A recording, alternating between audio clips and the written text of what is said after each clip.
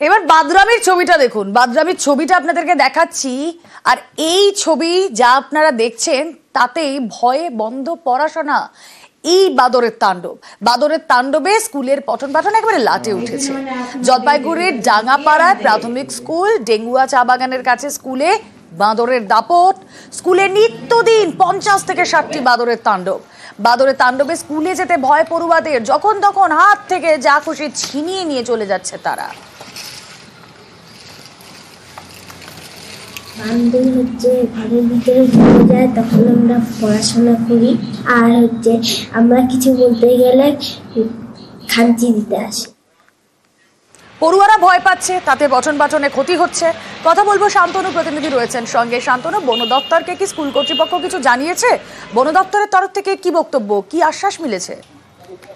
বন দপ্তরকে এখনো পর্যন্ত স্কুল কর্তৃপক্ষ জানায়নি, তবে এই ঘটনাটা জানানোর জন্য তারা ঊর্ধ্বতন কর্তৃপক্ষকে জানিয়েছে। ঊর্ধ্বতন কর্তৃপক্ষ বিষয়টি বন দপ্তরের নজরে আনবে, কারণ গত কয়েকদিন ধরে যে ধরনের উপদ্রব চলছে স্কুল জুড়ে, তাতে রীতিমতন আতঙ্কিত শিক্ষক শিক্ষাকর্মী থেকে শুরু করে স্কুলের পড়ুয়ারা। এমনিতে খুবই কম সংখ্যক ছাত্রছাত্রী রয়েছে স্কুলে, সেই সংখ্যাটাও কিন্তু দিন দিন কমে আসছে আতঙ্কে। কারণ পড়ুয়াদের যে অভিভাবক রয়েছেন তারা কিন্তু বাচ্চাদেরকে স্কুলে পাঠাতে ভয় পাচ্ছেন, কারণ প্রতিদিনই বান্দর হামলা চালাচ্ছে স্কুলের চারপাশ তছনছ করে দিয়েছে বান্দরের দল। এমনকি বিদ্যুতের লাইনের বেশ কিছু জায়গা ছিঁড়ে ফেলেছে। চাল ডাল তেল মিড ডে মিলের জন্য বরাদ্দ করা খাবার করা থাকে, সেগুলোও নিয়ে পালিয়ে যাচ্ছে। ফলে অভিভাবক এবং প্রধান শিক্ষক কি বলছেন শোনা যাক। বান্দরগুলা চাল ডাল সব উলট করে দেয়, আর হাতে পায়ে খামচি টামচি মারে দেয়, দৌড়ায় বান্দরগুলা পিছি পিছি আমাদের। আর ব্যাগ দেখলে পারে, খাবার দেখলে পারে, বাচ্চা কাচ্চা পিছি পিছি সমস্যা হয়। আমি এসেও বানরের উৎপাতে সম্মুখীন হয়েছি, যে চাল টাল ভেঙে, আমাদের টিনের চাল ভেঙে, লাইটের কানেকশন ছিল না কিছু। তা শীতকালে তো অসুবিধা হয়নি কিছু, কিন্তু এখন যত গরম পড়ছে তত আমাদের সমস্যা হচ্ছে, চিন্তা হচ্ছে যে বাচ্চারা গরমে থাকবে কেমন করে। এখানে মিড ডে মিল রান্না হয়, মিড ডে মিলের চাল খেয়ে নিয়েছে, ওরা জানে এটা খাবারের ঘর। এখানে ওদের খুব উৎপাত, আমাদের মাথার উপর দিয়ে দৌড়াদৌড়ি করে, মানে তখন বাচ্চাদের নিয়ে আমরা আতঙ্কে থাকি। আমাদের কর্তৃপক্ষকে জানিয়েছি। এগরায় প্রাথমিক বিদ্যালয়ে বিক্ষোভের ছবি এবার আপনাদের দেখাবো। স্কুলে পঠন পাঠন নিয়ে ক্ষোভ অভিভাবকদের। নিয়মিত স্কুলে শিক্ষক না আসার অভিযোগ, আর একই ক্লাসরুমে প্রথম থেকে চতুর্থ শ্রেণীর ক্লাস, বাকি রুমে রাখা কাঠ, জ্বালানি, আবর্জনা। দীর্ঘদিন ধরে অভিভাবকরা অভিযোগ করছেন। সাতখণ্ড প্রাথমিক বিদ্যালয়ে বিক্ষোভ, দ্রুত ব্যবস্থার দাবিতে বিক্ষোভ অভিভাবকদের। কথা বলবো, পঙ্কজ দাশরথী প্রতিনিধি রয়েছেন আমাদের সঙ্গে। পঙ্কজ, নিয়মিত স্কুলে যদি শিক্ষক না আসে তাহলে পড়াশোনাটাই বা হবে কি করে? একেবারে পড়াশোনা একবারে চুলোয় যাচ্ছে, যেখানে অভিভাবকরা প্রতিবাদ করছে যে তাদের ছেলে মেয়েরা আসছেন স্কুলে, কিন্তু একই শ্রেণীকক্ষের মধ্যে কিন্তু শিক্ষকরা পাঠদান করছে। যেখানে প্রাথমিক বিদ্যালয়, সাতখণ্ড প্রাথমিক বিদ্যালয়, এগুলো 1 নম্বর ব্লকে, যেখানে প্রাথমিক বিদ্যালয়ে 4টি শ্রেণীকক্ষ থাকে, যেখানে প্রথম শ্রেণী, দ্বিতীয় শ্রেণী, তৃতীয় শ্রেণী, চতুর্থ শ্রেণী। সেখানে চতুর্থ শ্রেণীর কক্ষে একেবারে 3টি সমস্ত ছাত্রছাত্রী নিয়ে স্কুলের শিক্ষকরা তারা পাঠদান করছে, এমনটাই কিন্তু অভিযোগ। এছাড়াও যে সমস্ত শ্রেণীকক্ষগুলো খালি রয়েছে, সেই শ্রেণীকক্ষগুলোতে কিন্তু ভাঙা চেয়ার, টেবিল এবং টঞ্চি, বিভিন্ন আসবাবপত্র, আবর্জনা তারা কিন্তু জমিয়ে রেখেছে শিক্ষকরা। সেক্ষেত্রে প্রশাসনকে বারবার জানিয়ে এসছেন তারা, কিন্তু কোনো সৎ উপায় বা কোনো সুরাহা হয়নি। তার জন্য কিন্তু অভিভাবকরা যা করলো, যেখানে স্কুলের শিক্ষকদেরকে ঢুকতে না দিয়ে, শ্রেণীকক্ষে ঢুকতে না দিয়ে বিক্ষোভ দেখালো ঘিরে। এক্ষেত্রে তারা শিক্ষকরাও তাদের কথা শুনে তারা কিন্তু আশ্বাস দিয়েছেন, যেখানে 3 দিনের মধ্যে কিন্তু প্রধান শিক্ষক আশ্বাস দিয়েছেন এই শ্রেণীকক্ষ পরিষ্কার করা হবে এবং সময় মতো স্কুলে আসবেন শিক্ষকরা। তারা এমনটাই আশ্বাস দিতে কিন্তু অভিভাবকরা তারা বিক্ষোভ থামিয়ে দেন। তারপরে কিন্তু আমরা কিন্তু যেখানে যোগাযোগ করি স্থানীয় ব্লক প্রশাসনের কাছে, ব্লক প্রশাসন এই বিষয়ে তিনি কিন্তু জেনেছেন, জেনে তিনি এই বিষয়টা তিনি তদন্ত করবেন বলে আশ্বাস দিয়েছেন। তবে পুরো বিষয়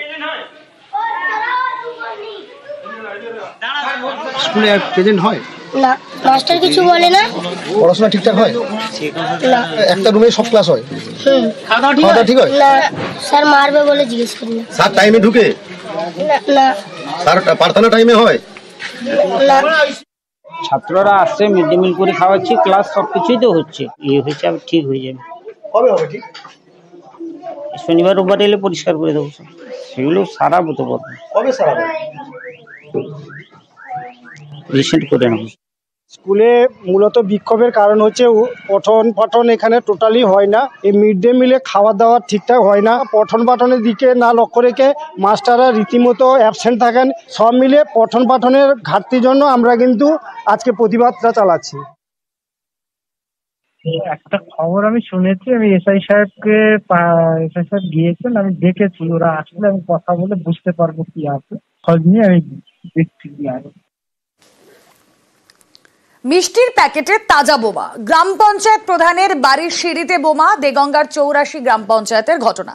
বাড়ির সিঁড়িতে মিষ্টির প্যাকেটে তাজা বোমা উদ্ধার। প্যাকেট খুলে বোমা আবিষ্কার পঞ্চায়েত প্রধানের মায়ের।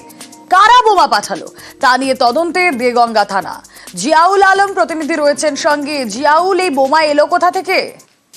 দেখো, বোমা এলো কিভাবে, কে দিয়ে গেল সেটা কিন্তু এখনো প্রশ্ন নয়। কিন্তু দেগঙ্গা 84 গ্রাম পঞ্চায়েতের প্রধান বাপ্পা মন্ডল, তিনি যখন তার মা সকালে ঘুমির থেকে উঠে যখন দরজা খুলে দেখে, দরজার সামনে সেখানে একটি মিষ্টির প্যাকেট রয়েছে। কৌতূহলী ভাবে তিনি মিষ্টির প্যাকেট খোলার চেষ্টা করে এবং তখনই দেখা যায় যে মিষ্টির প্যাকেটে রয়েছে দুটি তাজা বোমা। কে বা কারা এই পঞ্চায়েত প্রধানের বাড়িতে বা পঞ্চায়েত প্রধানের একেবারে ঘরের সামনে, ঘরের মধ্যে দরজার সামনে রাখলো বোমা, সেটা কিন্তু এখনো পর্যন্ত স্পষ্ট নয়। কিন্তু তার কোনো শত্রুতা নেই। তিনি রাজনৈতিকভাবে পঞ্চায়েত প্রধান হলেও তিনি সাধারণ মানুষের জন্য কাজ করেন দিনভর, ফলে তার সাথে কোনো শত্রুতা নেই।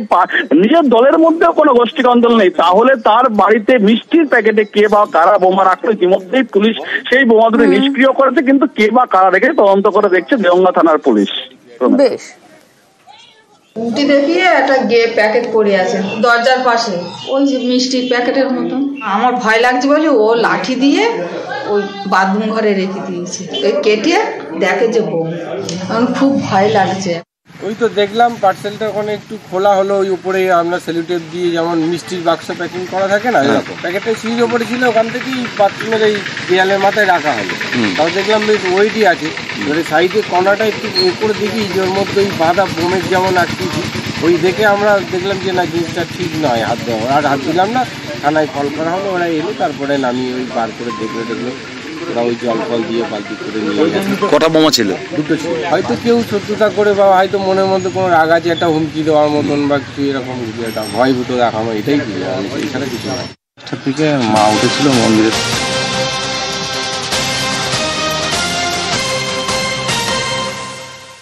আর এবার যে খবরের দিকে নজর রাখবো, জাল ওষুধ ধরতে সক্রিয় রাজ্য বড়বাজারে ড্রাগ কন্ট্রোল আধিকারিকদের হানা। 14টি নামী সংস্থার ওষুধের নমুনা বাজেয়াপ্ত ওষুধগুলির বারকোড স্ক্যানে তথ্য মেলেনি। মেহতা বিল্ডিং, বাগরি মার্কেট, গান্ধী মার্কেটে হানা। কি মিলল সেখানে গিয়ে? আসুন জানার চেষ্টা করি। আমাদের প্রতিনিধি অভিজিৎ চন্দ্র রয়েছেন সঙ্গে। অভিজিৎ থাকবেন। তার আগে আপনাদেরকে আরো একবার জানাই, বড়বাজারে ড্রাগ কন্ট্রোল আধিকারিকদের হানা।